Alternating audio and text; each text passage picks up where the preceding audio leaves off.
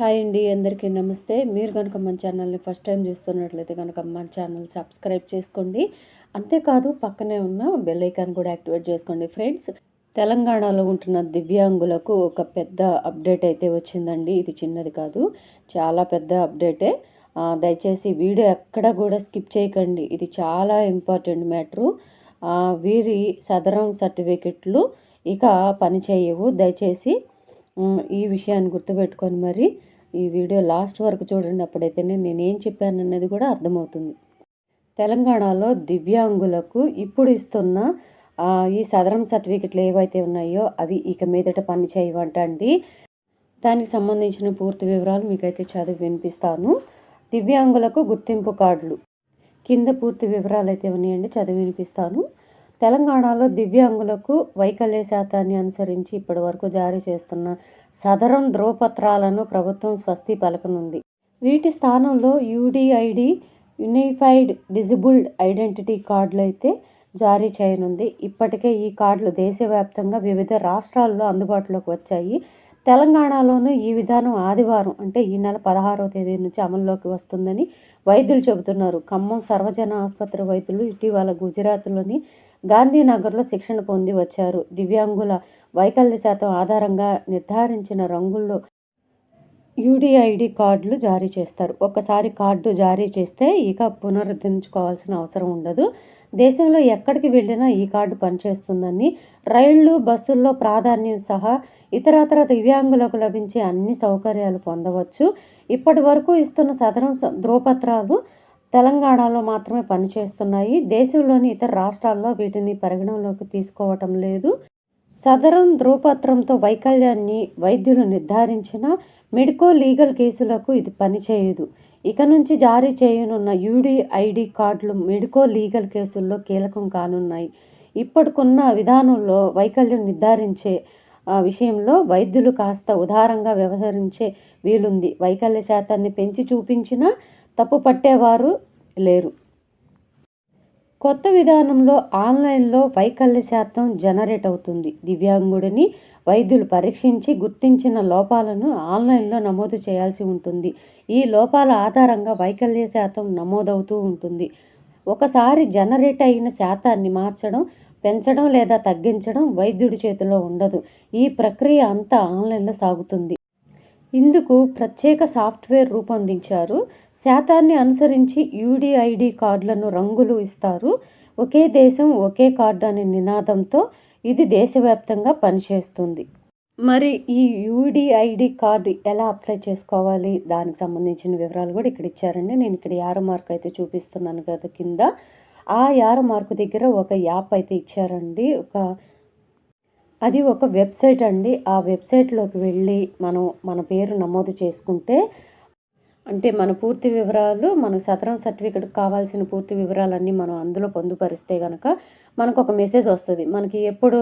మనకి ఈ సదరం క్యాంపులకి రమ్మంటారనేది మెసేజ్ వస్తుందండి. అప్పుడు మనం వెళ్ళి ఆ క్యాంపుల ద్వారా మనం మెడికల్ చెకప్ అయితే చేయించుకొని రావచ్చు అంటండి. దానికి సంబంధించిన వివరాలు కూడా మీకు చదివి వినిపిస్తాను, అది కూడా చూడండి.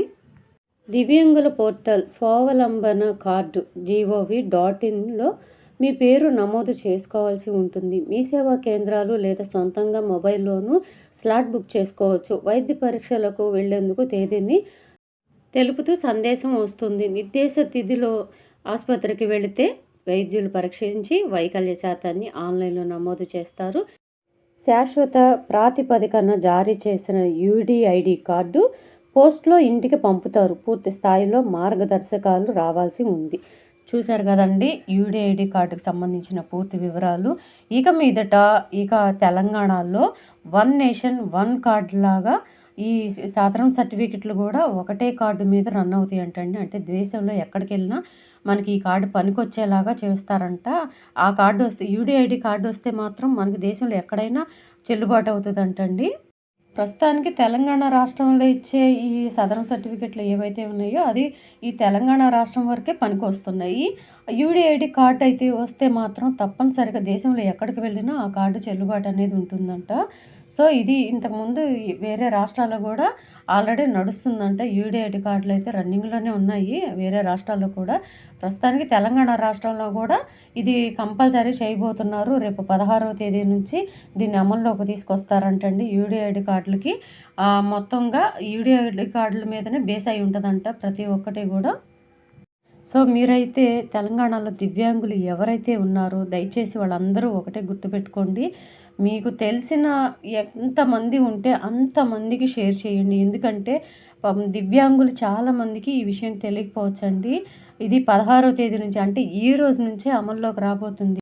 సో ప్రతి ఒక్కళ్ళు కూడా ఈ యూడిఐడి కార్డులకైతే అప్లై చేసుకోండి. ఒకవేళ మీ మొబైల్ ఫోన్ ద్వారా కూడా అప్లై చేసుకోవచ్చు. లేదంటే ఒకవేళ ఈ టెన్షన్ ఎందుకు అనుకుంటే మీ సేవల్లో కూడా చక్కగా అప్లై చేస్తారండి. మీ పూర్తి వివరాలు మీ దగ్గర ఉన్న డాక్యుమెంట్స్ అన్నీ తీసుకొని మీ సేవకెళ్ళి అప్లై చేసుకోండి. మీకు త్వరగానే ఈ కార్డు అయితే వస్తుందంట. ఆన్లైన్‌లో అప్లై చేసుకుంటే గనక పోస్ట్‌లోనే వస్తదండి ఈ కార్డ్ అయితే మీకు. ఒకవేళ గనక మీరు ఇప్పటికి యూడిఐడి కార్డ్ అప్లై చేసినా ఇప్పటివరకు రాకపోతే అంటే పోస్ట్‌లో ఇంటికి రాకపోతే గనక మీరేం టెన్షన్ పడొద్దు.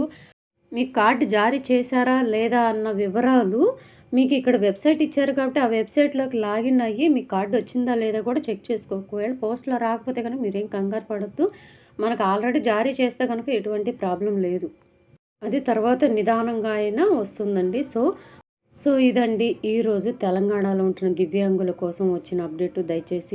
ప్లీజ్ అండి దయచేసి అందరికీ షేర్ చేయండి. విషయం అందరూ తెలుసుకోవాలని కోరుకుంటున్నా. మీరు కూడా కోరుకుంటే దయచేసి మీకు వీలున్నంత వరకు కూడా ఎంతవరకు మీరు షేర్ చేయగలిగితే అంతవరకు షేర్ చేయండి. అందరూ తెలుసుకుంటారు. యూడిఐడి కార్డుల కోసం అప్లై చేసుకుంటారు. ఎందుకంటే ఇక మీదట తెలంగాణలో జారీ చేస్తున్న ఈ సదరన్ సర్టిఫికెట్లు పనిచేయవంట అండి. యూడిఐడి కార్డులు మాత్రమే పనిచేస్తాయంటే దయచేసి అందరికీ తెలియచేయండి. వీడియో నచ్చితే ఒక చిన్న లైక్ ఇచ్చి సపోర్ట్ చేయండి. మీరు ఇచ్చే లైక్ వల్ల కూడా వీడియో చాలామంది దగ్గరికి వెళ్తుందండి. Thank you.